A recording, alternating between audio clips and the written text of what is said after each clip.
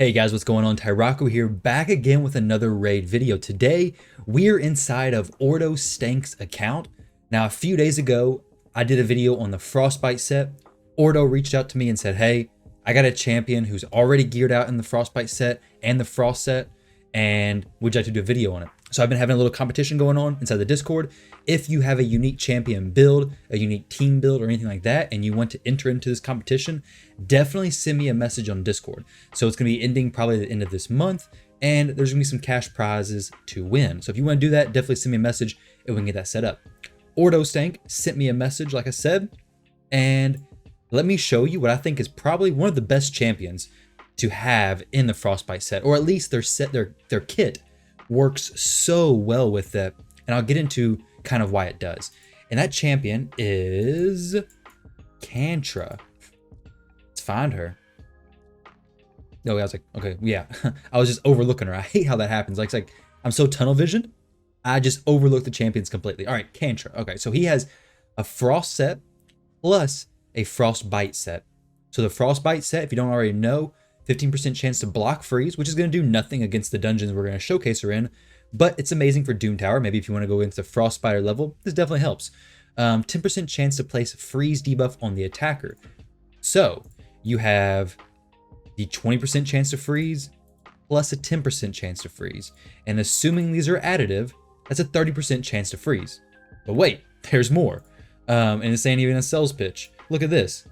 You have the increases the chance of placing stun, sleep, freeze, fear, true fear, or provoke. Okay, Kantra also has provoke from skills and artifacts by 5%. Now, I've had this question asked a few times in my other videos, and I asked it in the content creator chat whether this ability stacks, as in, is it an extra 5% here on the Frostbite set, as well as an extra 5% on the Frost set, or is it just an overall extra 5%? That's the difference between an extra 10% or just an extra 5% chance to place the buff.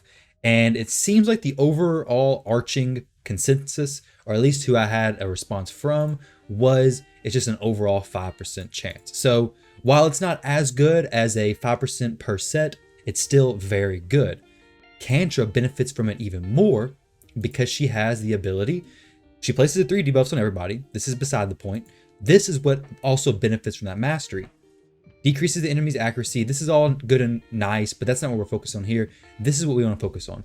Has a 75% chance of placing a provoke debuff for 1 turn on enemies under 5 or more debuffs at the start of this champion's turn. Now, you may be thinking 5 debuffs is difficult to place. And yes, it is. Now for the spider, which is where I'm going to showcase her at, Kantra doesn't really need the provoke debuff because Kantra is weak affinity against the spider, so most of the spiderlings are going to be attacking her anyways. Now, if you bring Kantra into other areas of the game, so Doom Tower or any dungeons where she's not weak affinity, then they may not be attacking her.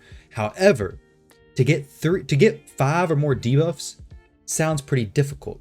But Kantra, first off, if you have this ability fully booked out and everything, which we don't on this account, so it's going to be even a better showcase, a more achievable showcase, but she has a chance of placing 3 debuffs by herself. Now, granted, if she places them on her turn, the provoke doesn't get placed. You have to have 5 debuffs on the enemies before she takes a turn. But if you bring a champion like Stag Knight, a champion like Taurus, who places like 4 poisons on everybody anyways, then that's automatically a few extra debuffs you don't have to worry about getting.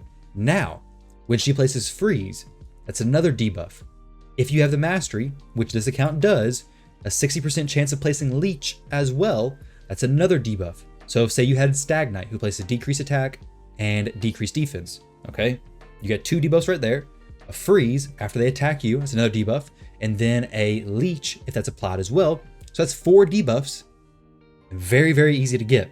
Obviously the provoke's not gonna be placed yet, but it's getting you that much closer to placing that provoke. That's assuming Kantra lands absolutely nothing from her ability too. And she has a chance to land, like I said, 3 debuffs, 1 debuff per time she hits. Get this booked out and it's even better. So that's enough about Kantra. Kantra's an excellent champion. She was a fusion champion a while back, but let's go ahead and jump in here and show you the team he's running for spiders. Now, spider tournament's going on right now. So if you're in need of some silver, now's the time to farm it. If you were just sitting on Kantra in your vault and you have some frost gear laying around or some frostbite gear, definitely throw it on her. So this team, I'd say, is very, very free to play friendly, very low spin friendly. The only legendary is Kantra, and she was pretty easy to get. So definitely a very viable team for a lot of people, I think. And I don't even have Tyrell, but definitely he's there for decreased defense, good aura. If you didn't have Tyrell, so you had Stagnite instead, then you could just swap this, put Stagnite here. That would actually probably even be better than Tyrell, simply because he has decreased defense and decreased attack, which would help Kantra live a little bit longer. Ordo told me that Kantra does sometimes just fall over dead. There is a big thing about how many spiders actually hit, how many get frozen, so on and so forth. He told me to manual it and then click the spider, but I tested it out. I think you can do it fully auto. At least I had one clear, so hopefully RNG goes in our favor here. But once the spiders start attacking Kantra, so you see that she plays some debuffs, okay? So she has a decent amount. We have 3 on some spiders, but this is what we want to see, okay? So obviously, the chance to place the freeze is only 30% chance. So while it's not crazy high, it's a very good chance. And when she's placing those freezes, there's a 60% chance of placing Leech, like you got right there, okay? Well, what's the Leech going to do? The Leech is going to allow Kantra to, whenever she does her A2 ability and AoE ability, she's actually going to start healing from that, from the damage she deals to the spiders with the Leech debuff applied to them. Absolutely incredible. Like you can see here, she may end up dying. She does have some self-heals based on the amount of, I believe, debuffs applied to her, which she has none applied right now. So it's kind of the luck, kind of what figures to happen. But I mean, we're getting tons of freezes. We're getting 4 spiders frozen so far. Apothecary should be here for a heal. We're getting a few provokes placed as well. Very, very nice. Hopefully Apothecary can clutch out a heal. We're getting some good freezes though. I mean, the spiderlings are like irrelevant now.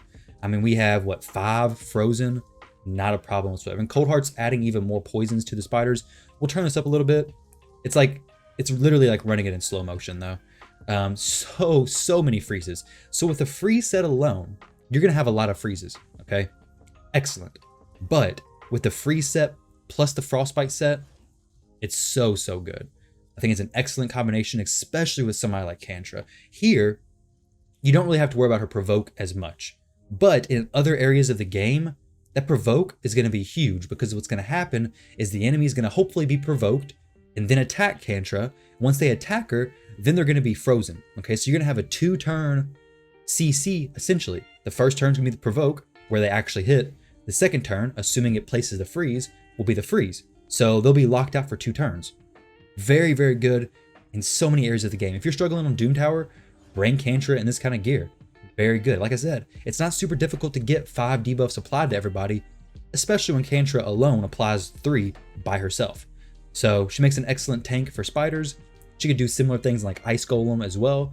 As far as other dungeons, dragons, she could probably tank the waves. She'll be strong affinity there, I do believe, on Dragon Stage 20 at least. So you would have to bring maybe somebody like Stagnite, somebody like Taurus, somebody, maybe not Stagnite now, maybe Duck, that new orc, because he's strong. He's a neutral affinity on Dragon, so he can actually place the debuffs on the waves where Stagnite gets resisted. But bring somebody like that so you can get some extra wave control, extra debuffs on the waves, so Kantra actually provokes them, because they're not going to attack her right off the bat because she's strong affinity. Get somebody to place the provokes and you're good to go. As you can see, fully auto team. This team, like I said, guys, is very achievable for a lot of people, I think. And Kantra's gear, let's go check it out. Let's see how achievable this would be for a lot of people. So her gear is Frostbite set. We got defense on the gloves, defense on the chest plate, speed on the boots, pretty typical. And the best part about this is the Frostbite set, not the Frostbite set, but the Frost set is farmable from Dragon. So Dragon is the dungeon most people do the most amount of times. So you're literally getting a set that you're farming from the dungeon you're doing the most frequently anyways. A lot of people trash their Frost gear, but here is a perfect use for it. Run this gear, excellent. So I mean, she is a little bit higher on the defense side, but if you was to bring somebody who maybe a little bit more support, maybe another healer for Kantra to stay alive, definitely gonna help her out. Overall, very solid build, very solid champion. Her resistance is high, which I believe she heals based on each time a debuff expires.